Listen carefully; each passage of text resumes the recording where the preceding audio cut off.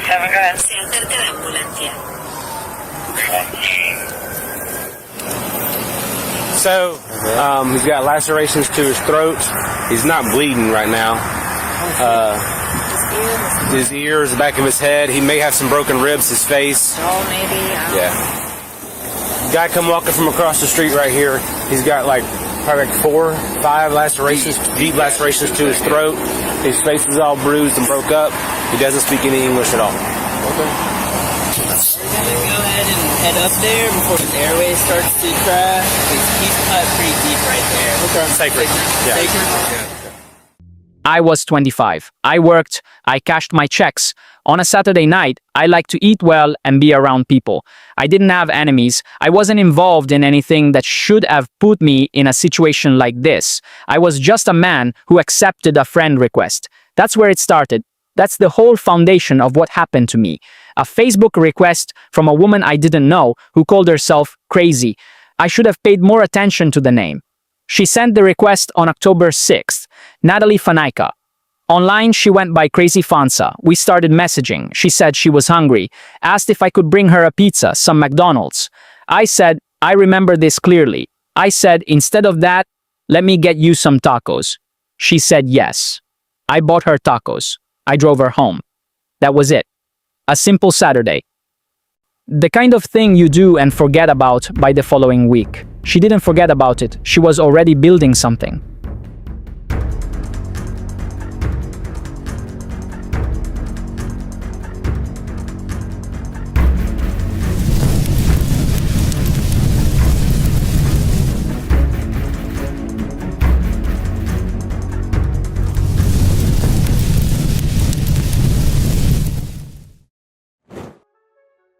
October 7th, the following evening, I had just come from work, cashed my paycheck.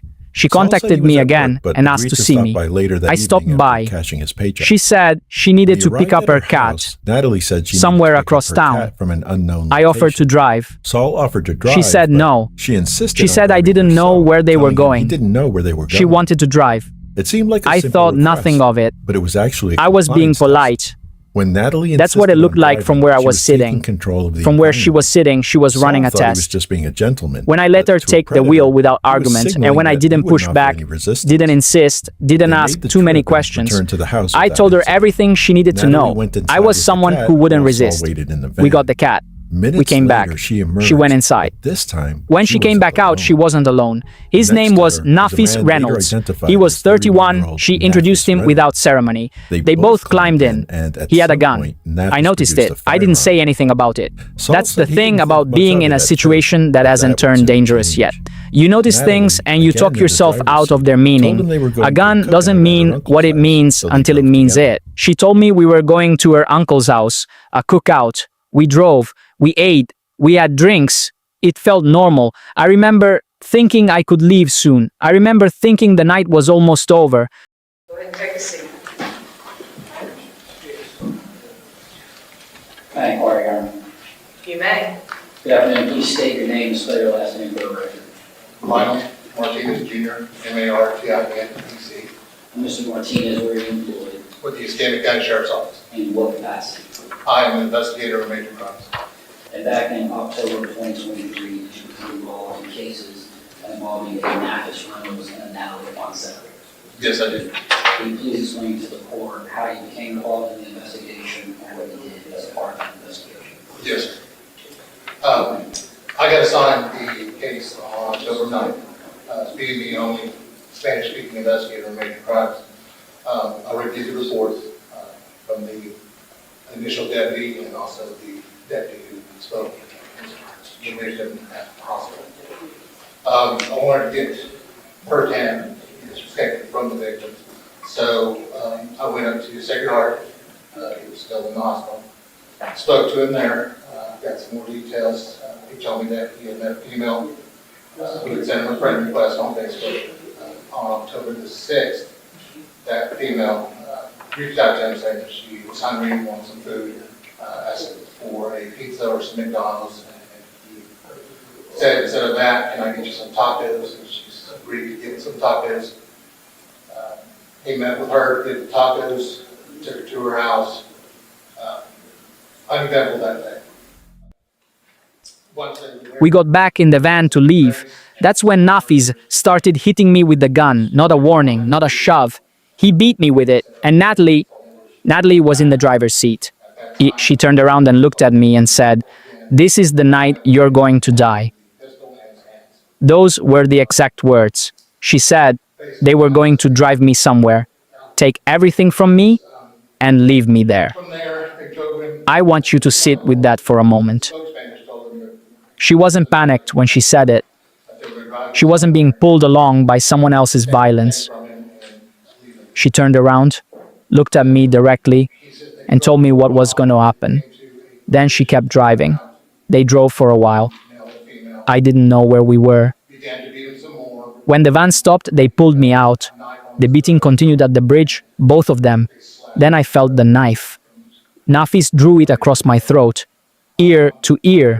I felt the sting of it before I understood what had happened. Then they picked me up, and they threw me off the bridge, 50 feet, into the Escambia River, in the dark, alone. And they walked back to my van and drove away. They burned the van 20 miles south. They went home, showered, and went to sleep. I know that because the investigation confirmed it. I know that because Natalie confirmed it herself in court when she was asked directly. After everything, the bridge, the fire, the blood, she went home and went to sleep. I hit the water, the cold of it, and then the sting along my throat where the knife had been. I don't know how I swam. I don't know what my body was running on by that point. I found a small patch of land, and I pulled myself onto it. I waited in the dark, bleeding, alone. When the light came, I saw a boat. I flagged it down. They brought me to shore. And then I walked, I don't know how far, I don't know how long. I walked until I found a convenience store. There was a deputy there. I getting coffee before his shift. That's the detail that determined everything. Not the knife, Okay? not the bridge, Oh. not the water. Here, have a seat right A here. deputy, Have a seat right here. a cup of coffee. A moment before his shift started. Car Frank 13. That's what kept this What from happened? being a murder case. Amigo, Can I get EMS 51 to me at the Tom Thumb at Scenic Highway and 9 Mile Road? How old are you? ¿Cuántos años? How old? well, You.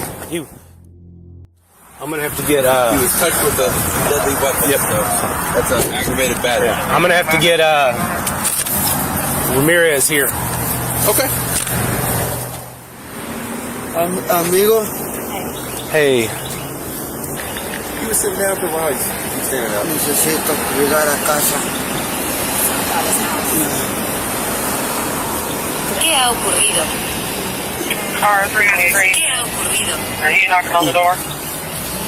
Sí, unos amigos me montaron en un carro anoche, unos, y me trajeron y me quisieron matar, y me robaron zapatos y el teléfono y el carro.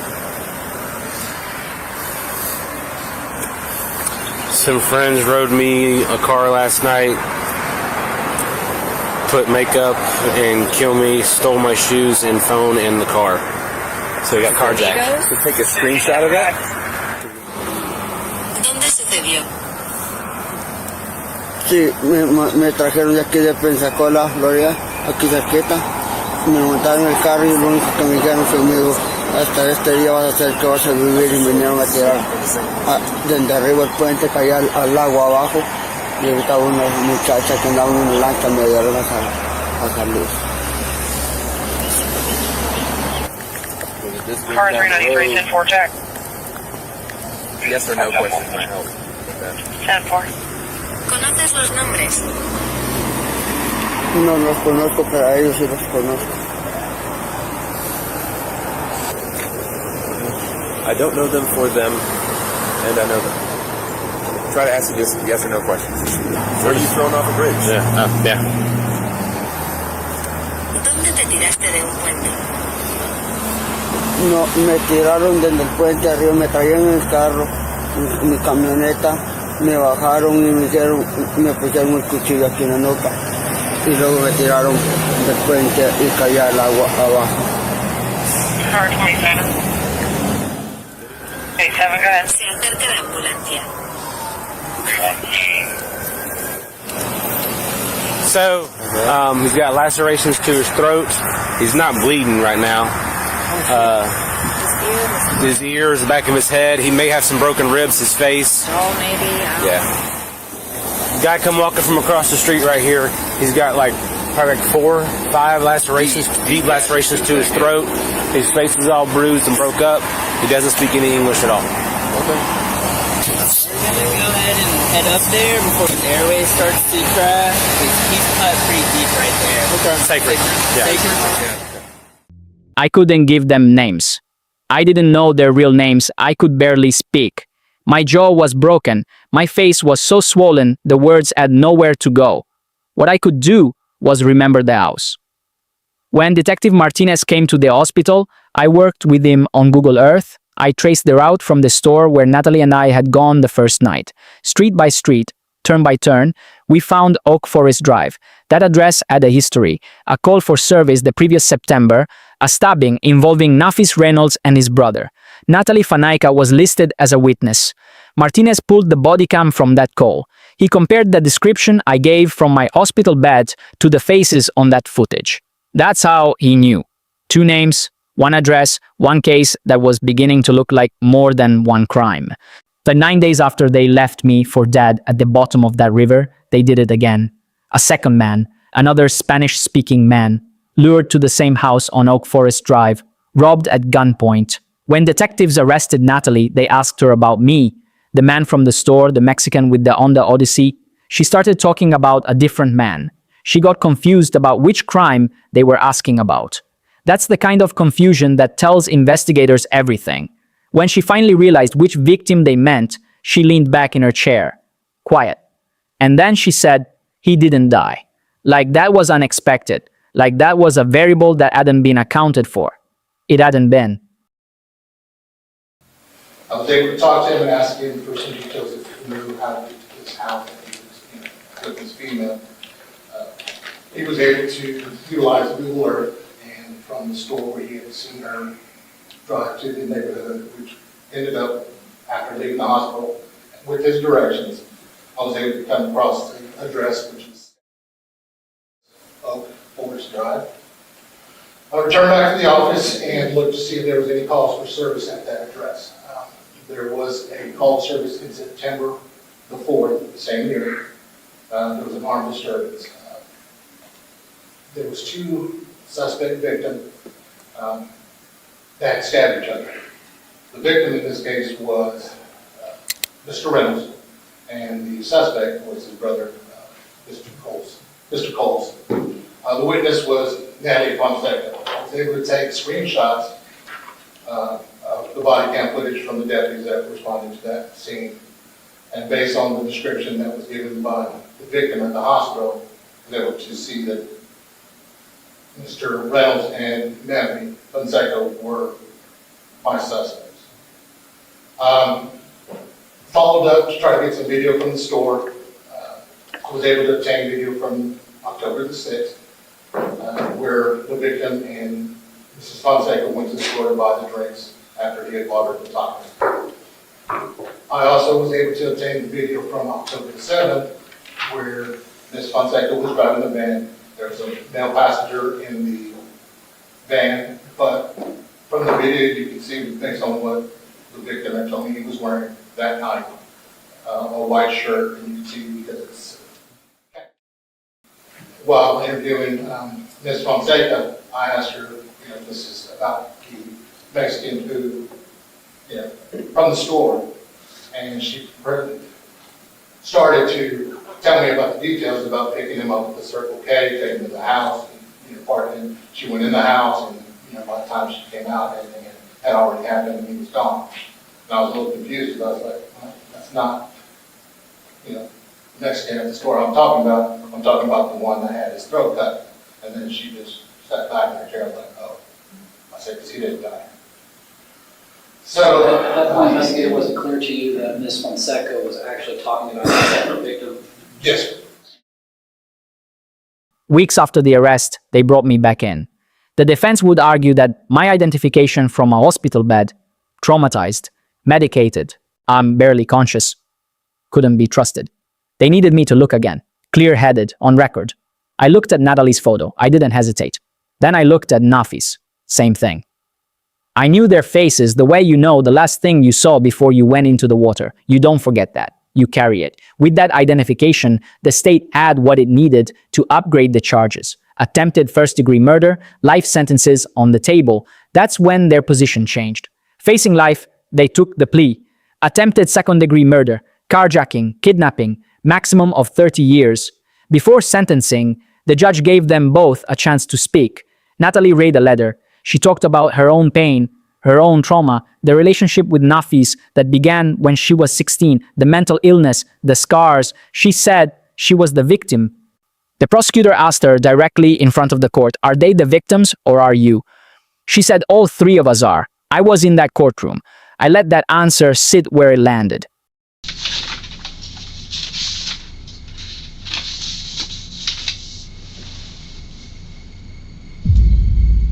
¿Qué estás seguro? Sí, 100%. seguro. Misma cosa.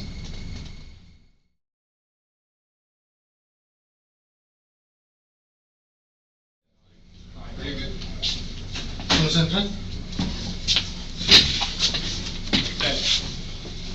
I'm gonna initial here Okay. and hand it to you on the field. All right, thank you. Bueno, igual. Son las personas que te enseñaron y en las fotos, estos son las personas que te secuestraron, te golpearon Sí, y te robaron de la camioneta. sí. Okay. ¿Y qué más te recuerdas de esa noche? Pues como le digo yo, pues cuando usted me preguntó, pues no me recuerdo mucho más, porque sí, no dejé de, o sea, no me acordaba mucho porque todavía me dolía, pero durante me tuvieron allá, pues ellos me golpearon con la pistola. Ajá. Y todo por todo el camino que me llevaban, entonces yo les decía que no me golpearan, y ya después de eso no me dejaron de golpear los dos. De ahí me quitaron la llave de la camioneta. Yo les decía que yo la llave no se la podía dar porque yo iba a manejar, todos me las quitaron. Ya luego llegaron allá, ya puesto allá fue cuando me dijeron que iba a ser el último día que iba a vivir, y ya cuando ellos me bajaron de la camioneta y me dijeron que me hincara, pues yo me bajé y me hinqué. Ya cuando solo me hinqué fue cuando ya sentí que me agarraron del pelo y me doblaron la nuca para atrás, y entonces pues ya yo no vi de si fue ella o fue él, pero ella sí estaba atrás de mí y él estaba enfrente. Y como ya estaba oscuro, pues yo no, ya cuando me recuerdo cuando yo sentí la primera cortada, pues fue cuando yo pegué el grito, y ya después de eso yo no me di cuenta nada más. Here is what I know. She was the one who messaged me. She was the one who suggested the cookout. She was in the driver's seat when Nafis told me I was going to die. She was still there after. She went home and slept. 9 days later, she brought another man to that house. When she was arrested, she had the second victim's backpack on her back. The prosecutor asked her, "Without you, would that man ever have ended up on Oak Forest Drive?" She said no. That's not a woman who was forced into it. That's a woman who kept choosing it. Whatever Nafis did to her before any of this, and I'm not dismissing that, it doesn't account for October 7th or October 16th, or the moment she turned around in that driver's seat and told me it was my last night. Nobody made her say that. She chose those words. There are no words for what both victims and myself have experienced. Even words driven with me leave so much unsaid. I can never get down on paper the mental, emotional, and physical abuse that has developed from being in a relationship with Mr. Reynolds since July 9, 2015.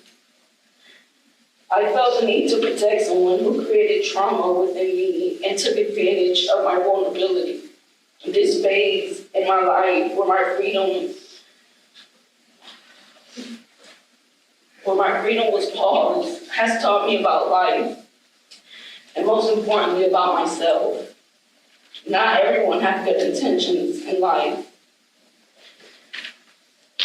Mr. Reynolds persuaded my men to rainbows and unicorns to get me out of my mother's house at the age of 16.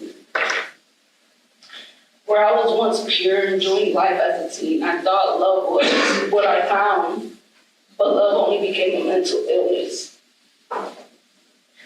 I became fragile, confused, addicted, even suicidal. Every visible scar on my body came from Mr. Reynolds. Good afternoon. Ms. Fonseca, do you remember me? I do. Okay. You remember telling the judge a minute ago that you gave 2 depositions in this case? They were with me, weren't they? Right. Do you remember the very first question that you asked when Mr. Longmire and myself walked in the room? I do. What was that question? What would my sentencing be looking like? If I suggested to you that you said, Mr. Longmire, what am I going to get for talking today? Would you agree that that's the truth? Did you hear your lawyer several times ask if you were taking responsibility for your conduct today? Okay. But what if I suggested to you that in your letter that you read to the judge, you repeatedly deflected towards Mr. Reynolds? Would you agree with that? I don't agree. Okay, I certainly appreciate that. Did you hear the victim in this case, the one that took the stand there and testified with an interpreter here in Pensacola, when I said, was one of these people the leader? Was one of these people worse? And he said, no, they were both similarly, situated. Did you hear him say that? Yes, I did. Okay. Now, is it your position that the lion's share of the fault goes to Mr. Reynolds? Because listening to you read that letter makes me think that's what you're trying to say. I took accountability for my own actions. Okay, what were your actions? I could have spoke up when I had the chance, but I didn't. Well, when you say the chances to speak up and tell the truth, are you referring to the 2 times that Mr. Longmire came out to the jail to depose you? No, at the time of the incident, when it was occurring. Would you acknowledge that you were not fully truthful at either of the 2 times that Mr. Longmire and I came out to see you? I was truthful. Okay, so that's my question. Mr. Longmire? So it's kind of echo what Mr. Mitchell is asking you. I did come out and speak with you, correct?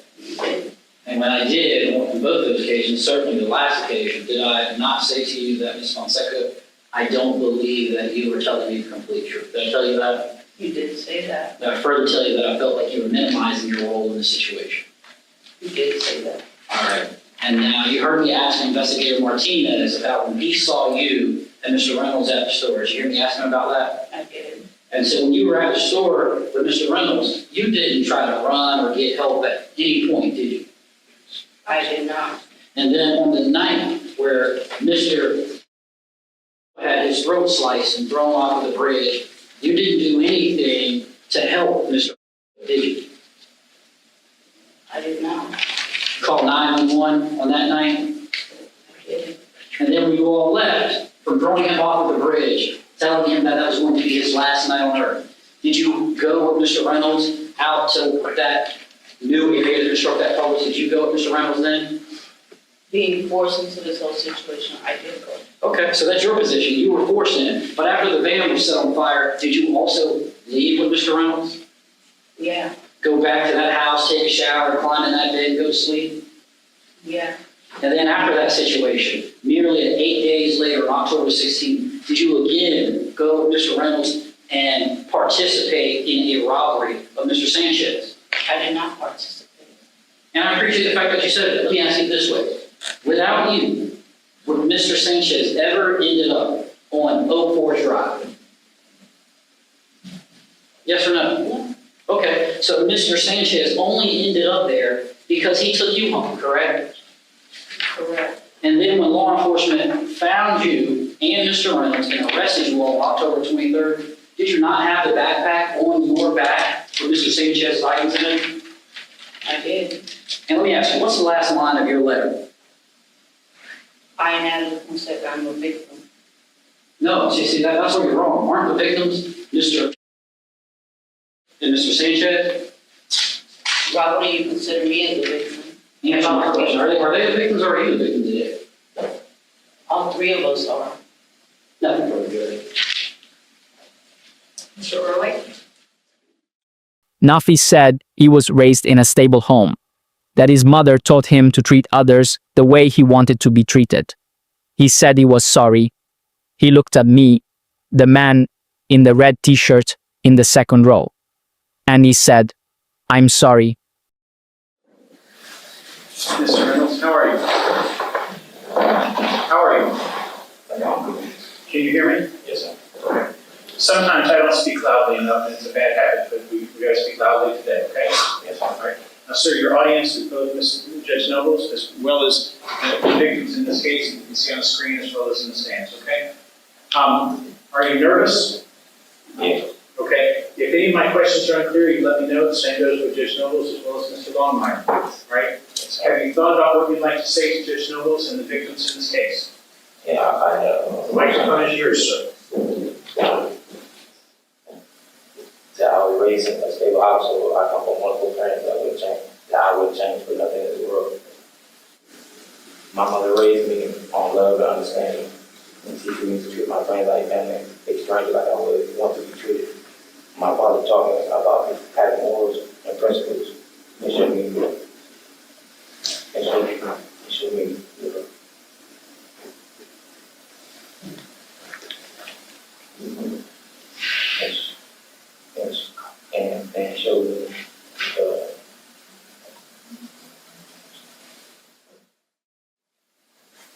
I would like to apologize for some people's lives I destroyed by my actions and choices I've made that brought me to the victim in all this. I'm deeply sorry. I pray. Now, please, as I was saying earlier, you're a young person. How old are you? It's a third church. 33 years old. So Judge Noble might give you 30 years today. She might give you 20. She might give you 25. She might give you 15. What's your life going to look like when you ultimately leave prison? Said a better way, what if the court was concerned that you might be danger to our community if you were someday released from prison or when you are? What would you say to that? That wouldn't be danger. I just made a mistake.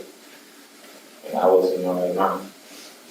I heard the part of your letter where you offered apologies to the victims in this case. But you see the gentleman there in the red t-shirt in the second row. Is there anything else that you'd like to say to him?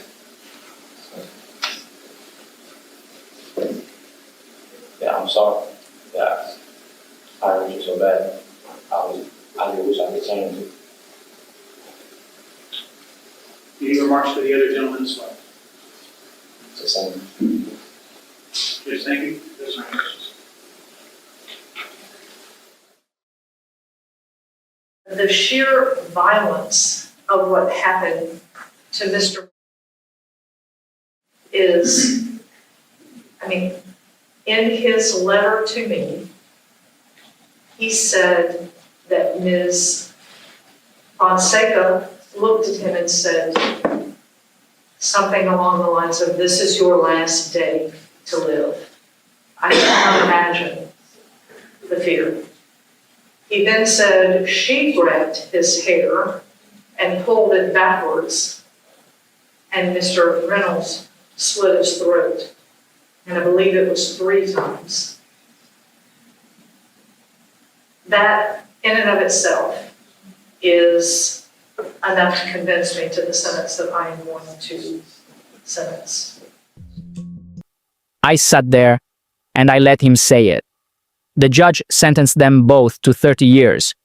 She said the violence was deliberate, coordinated, and nearly fatal. She said it was enough. I agree with her. 30 years is a long time. It is not as long as the Escambia River in the dark with your throat open. But it's something. I survived because a boat passed at first light. Because a deputy happened to be at that particular store at that particular hour.